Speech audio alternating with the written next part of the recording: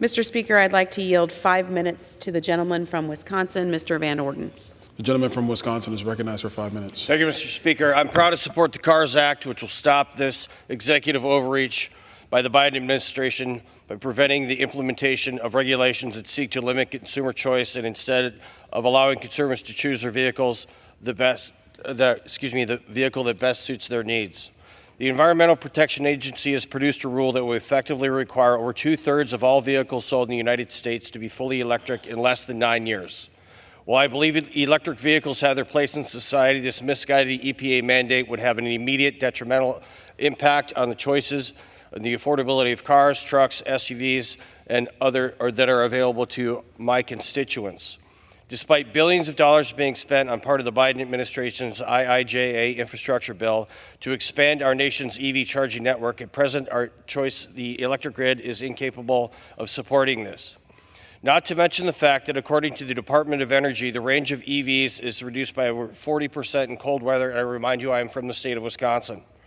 For the rural cold climates in my district, EVs are simply not the answer at this time. Even more troublesome is that biofuels were barely mentioned in the IIJA, which means that the clean, renewable energy options to power our country's transportations are nearly forgotten by the Biden administration.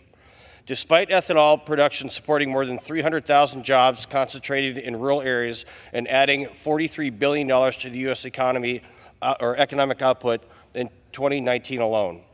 I'm proud to also co-sponsor the Flex Fuel Fairness Act, which would provide a meaningful incentive for automakers to manufacture flex fuel vehicles in addition to battery-powered electric vehicles. This would offer more options to consumers and unlock increased use of lower carbon liquid fuel blends which contain higher levels of ethanol, including E85 and E30. Flex fuel vehicles are the exact type of domestic support transportation solution that Congress and this federal government should be incentivizing. So let's encourage these vehicles to be used, not Chinese-mined batteries. Not only would the EPA's proposed regulations severely limit the consumer's choices for affordable vehicles, we would understand, not only would the EPA's proposed regulations severely limit consumers' choice for affordable vehicles that fit the need for the average Americans, and an over-reliance on EVs would be a drastic consequences to our national security. This is why. Up to 90% of the electric vehicle battery supply chain comes from the Chinese Communist Party. For the foreseeable future, at least 67% of all forecasted battery cell manufacturing controlled by China will take place until 2032. In contrast to China, the United States has 7% of the global battery production capacity. The batteries that power EVs require critical minerals including lithium, cobalt, nickel, graphite, and magnesium. And the key component here is cobalt. 73% of the world's cobalt is produced by the Democratic Republic of Congo, and that is mined by children.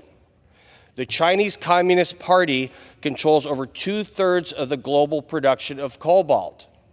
So, Mr. Speaker, it is imperative that we understand that if we go through with this measure, we are essentially sanctioning child slavery, and that is unforgivable. So, in fact, this bill does something. It's for the moms and dads that are driving their children to school, and it's to prevent these children from having to work in slavery, and it also supports our farmers who feed the world. And with that, I yield back.